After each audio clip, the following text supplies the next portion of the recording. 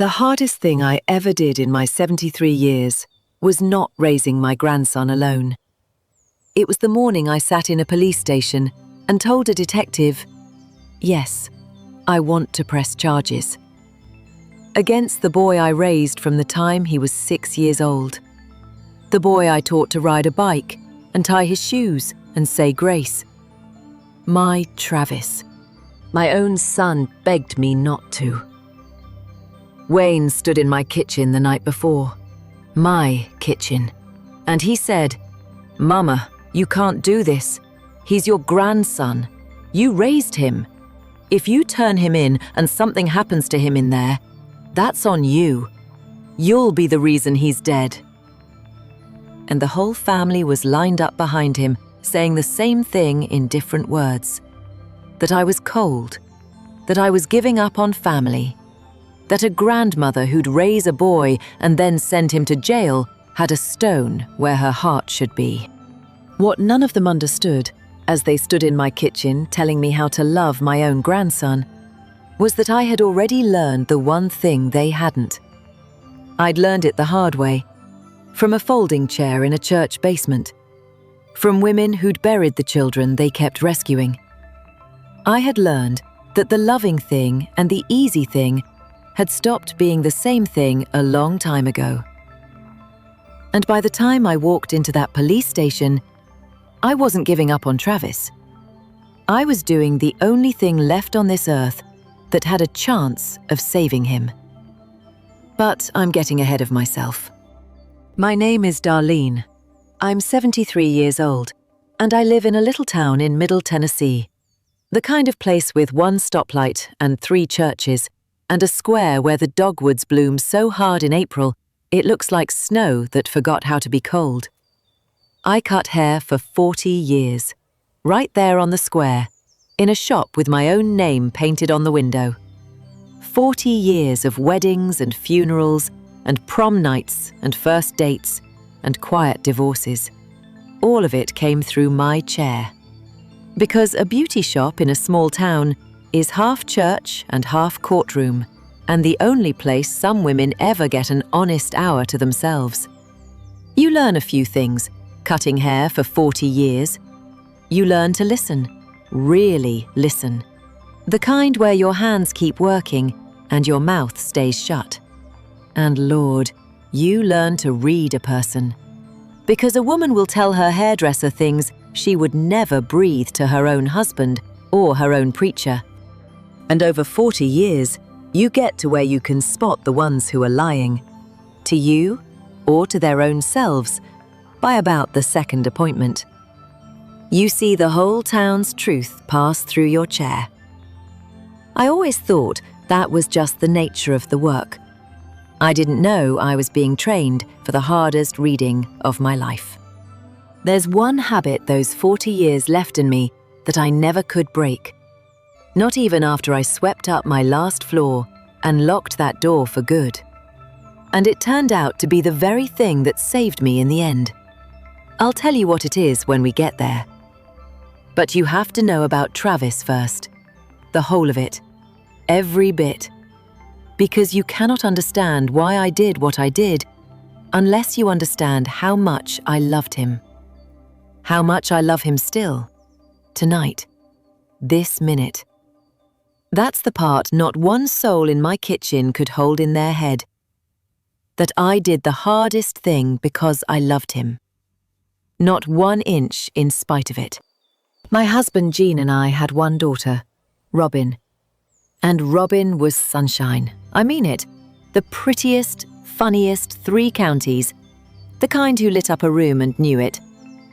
And then, somewhere in her late teens, the light started flickering.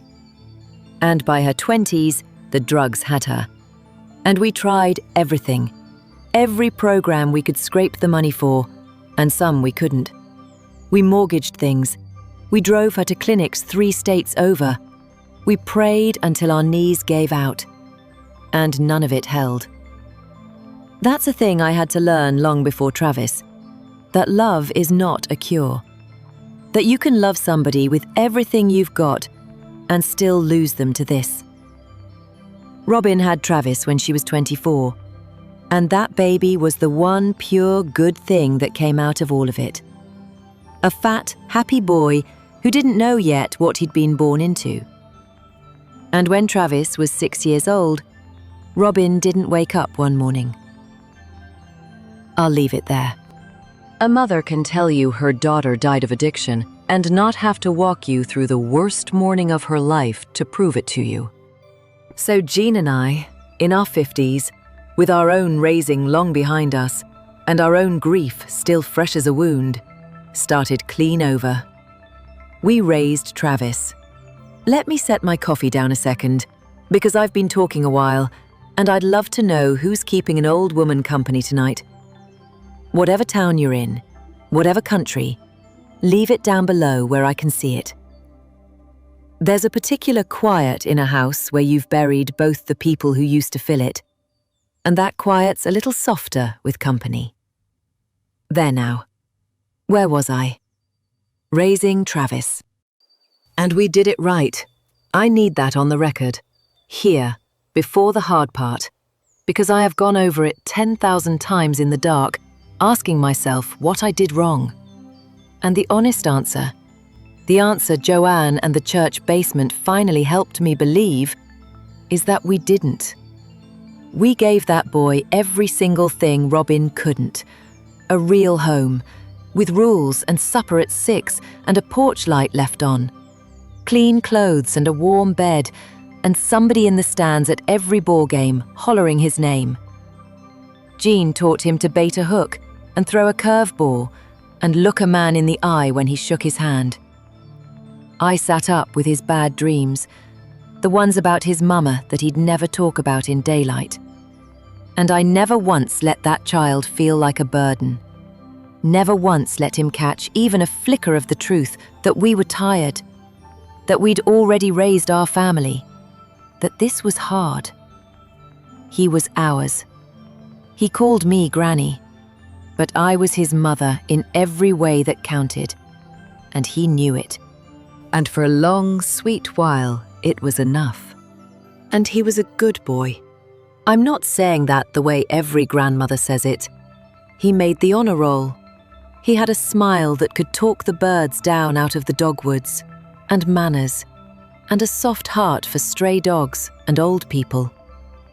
When he was about 10, he found a half-drowned kitten in the ditch by the road and brought it home in his shirt and nursed it with an eyedropper for 2 weeks, slept on the floor by its box, and when it lived, he cried like he'd won something.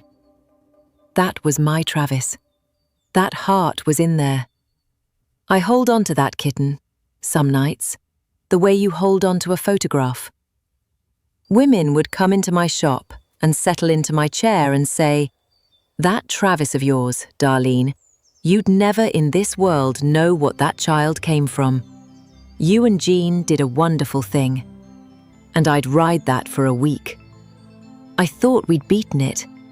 I thought love had been enough after all, that we'd reached into Robin's wreck and pulled out the one good thing and saved it clean. You're allowed to think that. For a while. If you're lucky. I was lucky for about 13 years. Jean died when Travis was 19. A heart attack, sudden, out in the garden among his tomatoes, gone before he hit the ground. And I think now, looking back from the far side of all of it, that's where the first crack ran, though I couldn't see it at the time for my own grief. Travis took it harder than he ever let me see. The second father he'd had torn away without warning. The second grave before he was 20. And grief is a door. I keep saying that because it's the truest thing I know about how this starts. Grief is a door, and the disease that had waited in his blood his whole life, the thing he got from his mama, it walked right through it. About a year after we buried Jean, Travis hurt his back on a roofing crew. A real injury. I saw the x-rays myself, and a doctor wrote him pills for it, the way they did to half the young men in this county back then. And that was the beginning of the end of the Travis I raised. Not all at once. That's what the people in my kitchen could never understand. It is never all at once. It comes on so slow, so reasonable, one excuse at a time, that you keep explaining it away right up until the day you can't. Let me tell you how it goes, because it went the way it goes for everybody. And somebody listening tonight is living this exact thing and needs to hear they're not crazy and they're not alone. First, it was little things. $20 gone from my purse, and me thinking I'd miscounted. Because surely not, Travis. Then it was him needing to borrow, just till payday, just this once. His car, his rent, an emergency. Always an emergency. And the emergencies came faster, and the amounts got bigger. I gave and I gave, because that's what you do. Because I had spent his whole life making sure that boy never went without. And I didn't know how to stop just because he was grown. I told myself I was helping. I told myself the next loan would be the one that got him back on his feet. Then the things started disappearing. Jean's pocket watch, the gold one his own father carried up out of the coal mines, that I kept in the drawer by my bed and wound every Sunday for the comfort of it. Gone. Travis swore he didn't know a thing about it, looked me dead in the eye, the same way Robin used to look at me and swear. And I wanted so badly to believe him that I made myself believe him, even while the cold truth sat in my stomach like a stone. My mother's ring, the little bit of cash I kept for emergencies in a coffee can in the back of the pantry. 40 years of the coffee can habit, gone to the dollar. And every single time, that look, that swearing, and me choosing the lie over and over because the truth was just too heavy a thing to bend down and pick up. I have to stop here and be fair to Travis, because if I let you think he was a monster, you will never understand the rest of it. He was not a monster. The disease is the monster. It had my grandson by the throat, and the boy I raised was still in there somewhere, drowning, watching his own hands do things that shamed him. I know that because of the nights. There were nights in the early part when he'd come to me after, hollow and grey and shaking, and put his head down in my lap the way he did when he was 6 and the dreams came. And he'd sob that he hated himself, that he didn't know why he did it, that he was so sorry, Granny, so sorry. And he meant it. That is the cruelest part of this whole disease, and the part nobody who hasn't lived it can believe. He meant every word. And then a day later, or an hour, the sickness would wake up hungry again, and it would walk that same sorry boy right back down the hall to take the next thing that wasn't nailed down. The boy meant it. The disease did not care one bit what the boy meant. I had to learn to tell those two apart, the boy and the thing that had him. And it was the hardest, loneliest schooling of my life. And I did it alone, because the rest of the family didn't want to look.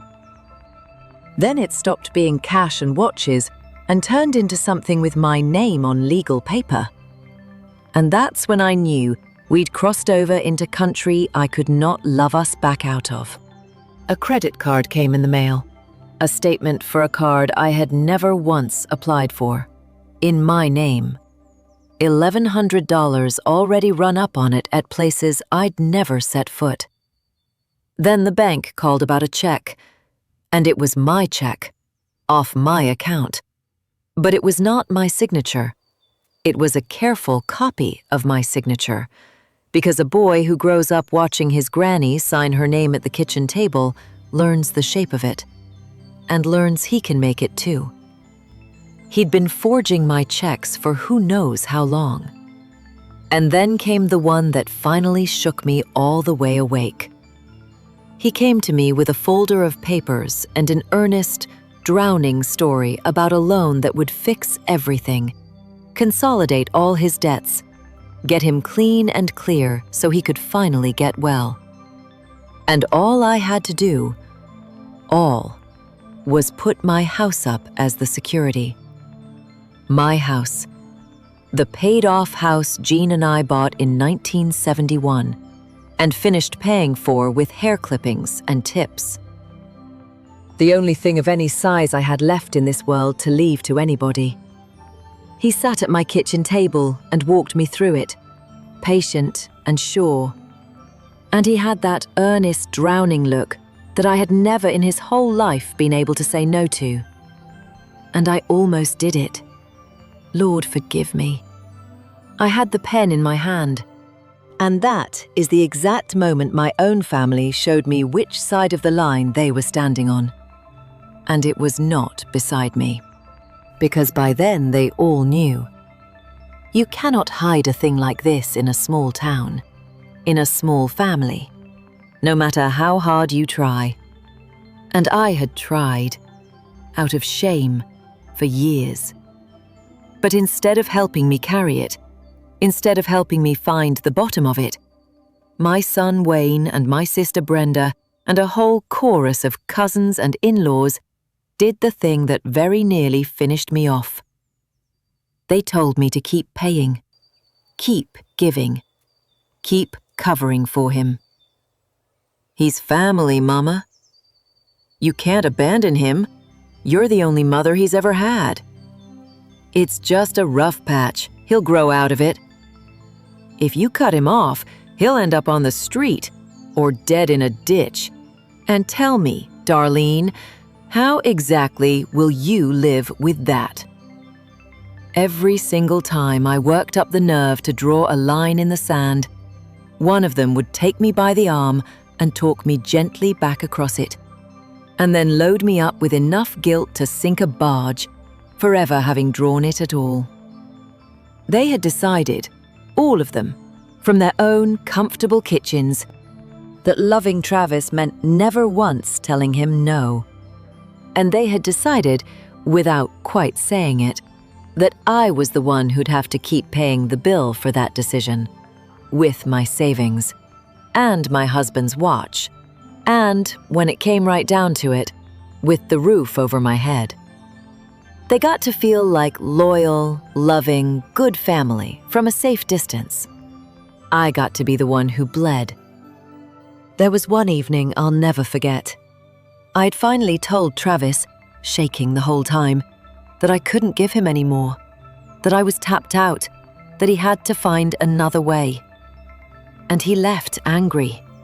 And not 2 hours later, Wayne was at my door, summoned by I don't know who, sitting at my table telling me I'd been too hard on the boy, that Travis had called him crying, that I needed to soften up before something terrible happened, that family doesn't keep score. And by the time my son left that night, he'd talked me so far back across my own line that I'd written Travis a check before bed, and felt grateful, if you can believe it.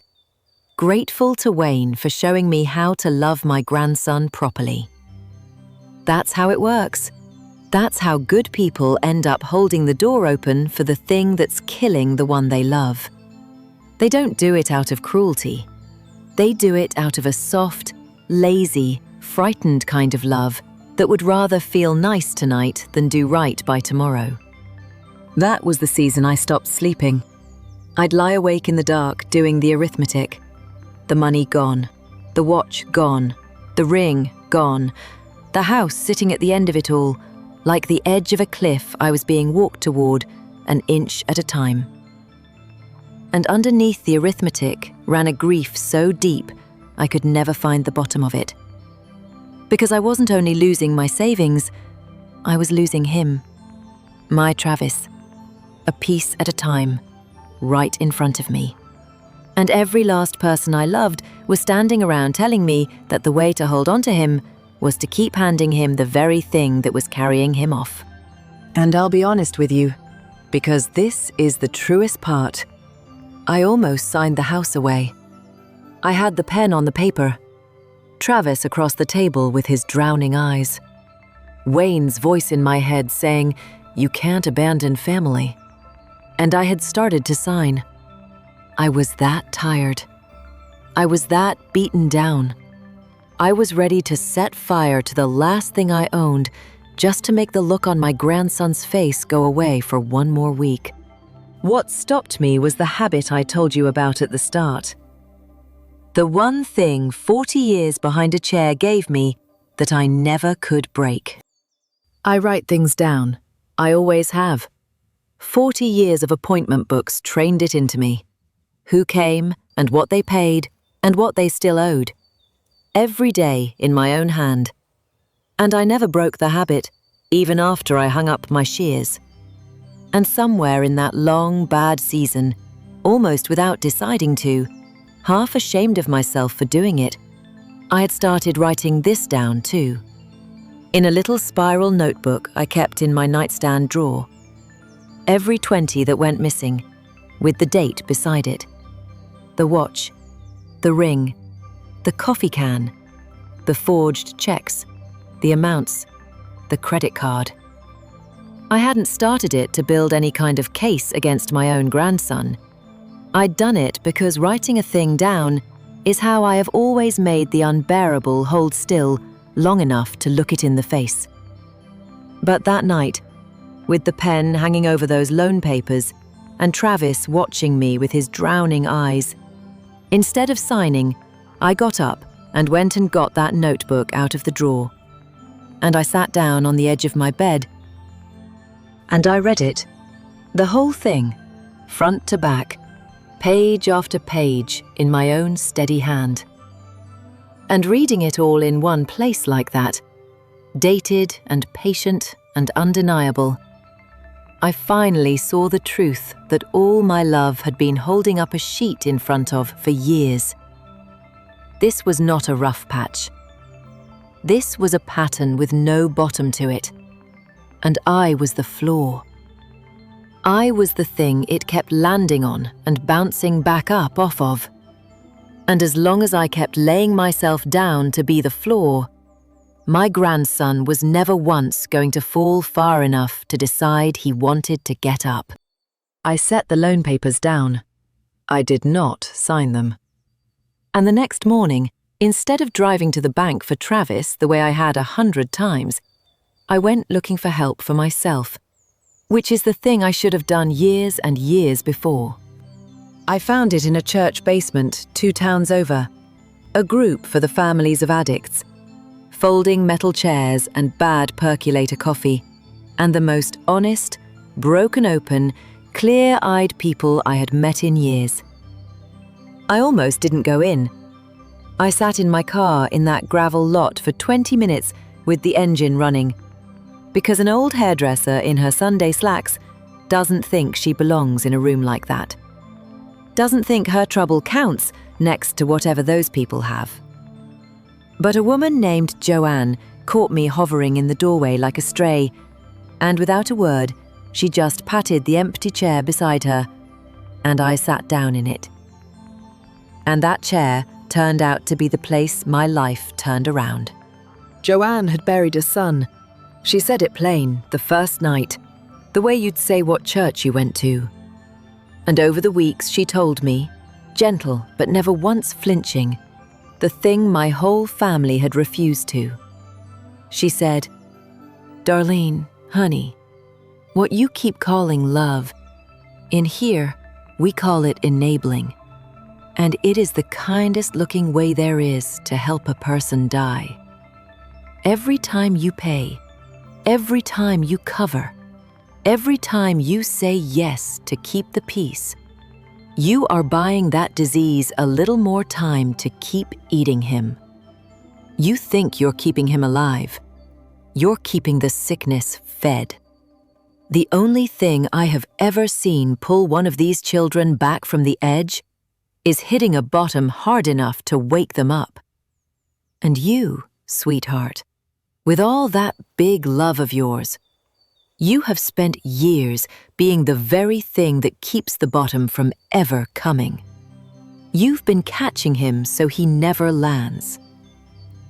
I started to cry, right there in the folding chair, because I knew it was true the second she said it. the way you know a thing you've been hiding from yourself for years. And then Joanne took my hand and said the line I have written on my heart and will carry to my grave. She said, "No is a complete sentence.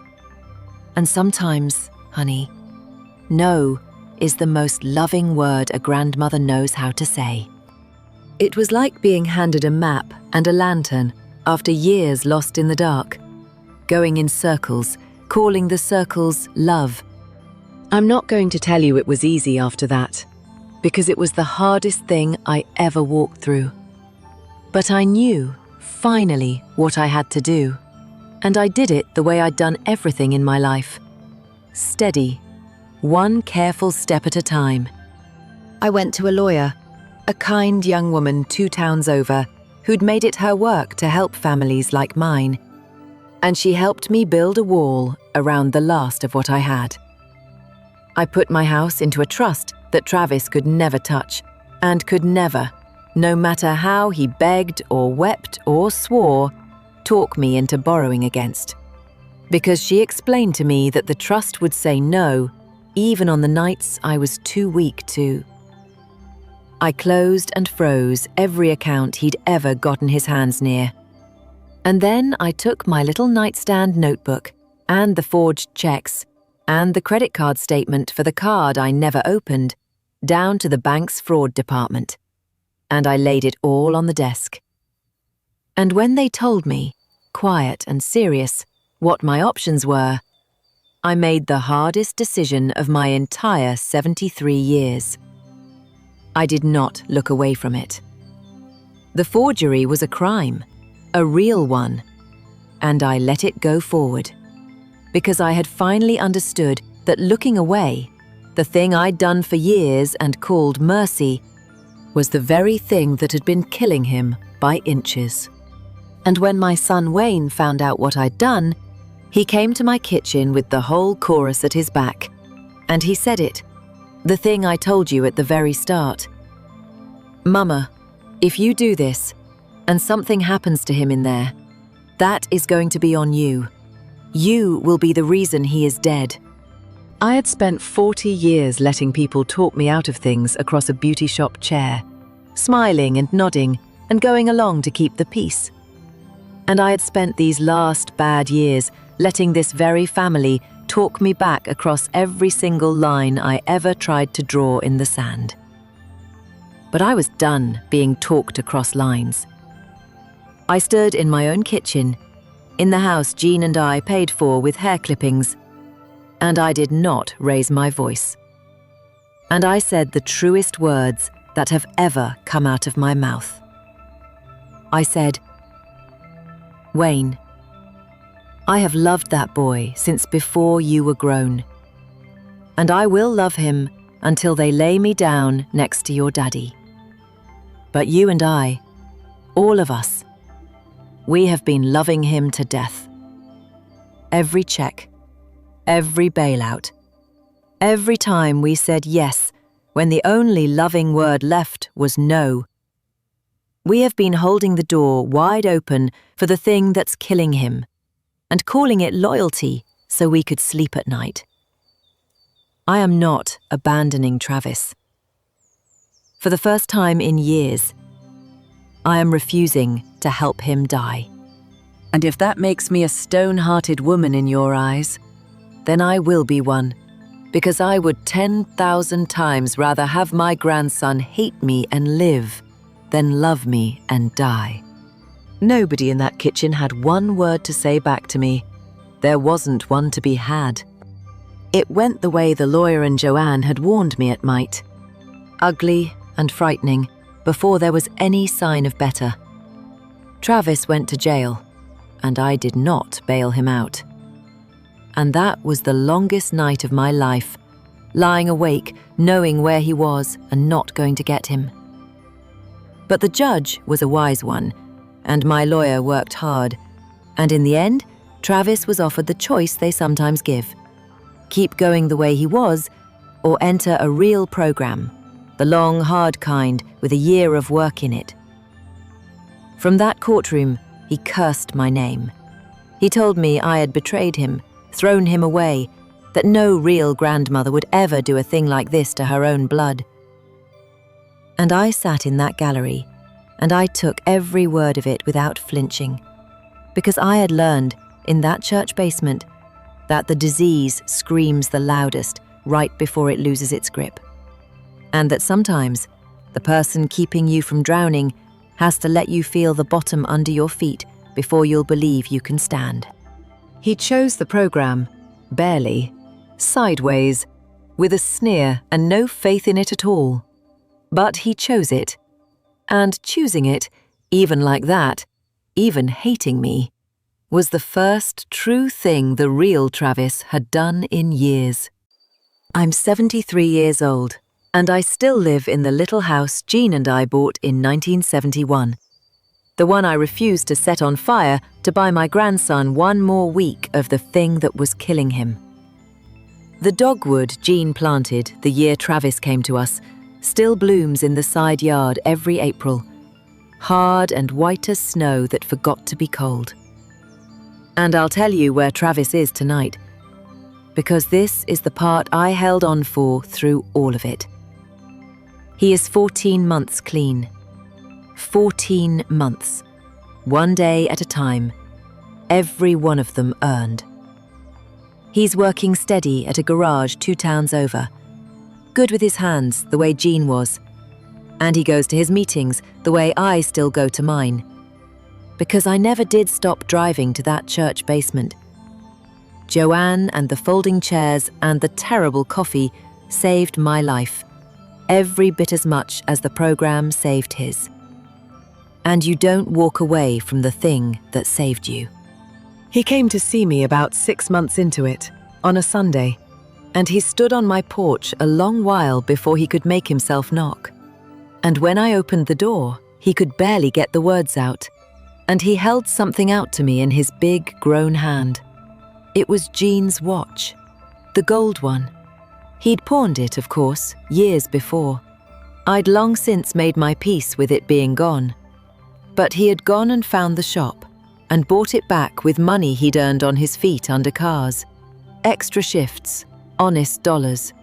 And he set that watch in my palm, and he broke clean apart and said, "Granny, I don't know how to be sorry enough for what I did to you." And I closed his fingers around that watch, those big, grown hands that I could remember small and sticky in mine. And I said, "Baby, you don't ever have to get sorry enough. There's no such thing. You just stay clean, one day, and then the next day, and then the one after that. That's the only amends I will ever want from you, for as long as I live." And we stood on that porch and held on to each other and cried. The good kind of crying. The kind that's mostly relief.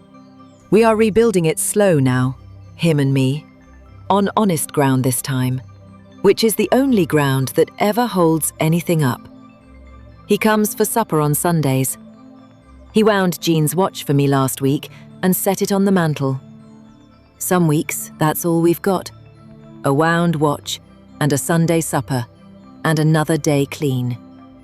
And I have learned to tell you that is plenty. That is everything, in fact. As the Wayne and the rest of them, the chorus that stood in my kitchen, they came around slow, the way people do when they finally see that the hard thing you did was the loving thing all along. We don't talk about that season much. Some things you forgive without needing to drag back out and relitigate. And me, I still drive to that church basement every week, in the rain and the cold and the years going by. And now I'm the one who watches the doorway. Because every few weeks there's a new woman hovering there, some grandmother or mother with that grey drowning look I know from my own mirror, too proud or too ashamed to come in. And I do for her exactly what Joanne did for me. I don't say a word. I just catch her eye, and I pat the empty chair beside me. It's the most useful thing these old hands do anymore. And Lord, I've done a lot of things with these hands. People think the cruelest thing a family can do to you is turn on you. And mine did turn on me. When I needed them, every one of them lined up, telling me that love meant never saying no. But I've come to believe the cruelest lie we tell each other isn't that. It's that giving people whatever they ask for is the same as loving them. It isn't. Sometimes the most loving thing in the world, the bravest, the hardest, is to look at someone you die for and say no, and mean it, and hold it while they hate you for it, because you can see the cliff behind them even when they can't. I almost loved my grandson right off that cliff trying to be nice. What saved him was the day I finally loved him enough to be hated. So if you are out there tonight, bleeding yourself dry for someone you love, being told by everybody that the giving is the loving, let me tell you what a church basement and a forged check and the hardest year of my life taught me. No is a complete sentence. No is sometimes the truest love there is. And the people who tell you that holding a line means you've got a stone heart have never once had to be the floor somebody kept landing on. Draw the line. Keep your house, keep your notebook, and love them enough, when it comes to it, to let them hate you for the thing that finally sets them free. If this story found you tonight, stay a while, and I'll have another for you soon. And tell me, down below, have you ever had to say a no that broke your own heart? And where in this world are you keeping me company from tonight? I read every single one. Take care of yourself, and be gentle with the ones who love you enough to tell you the truth.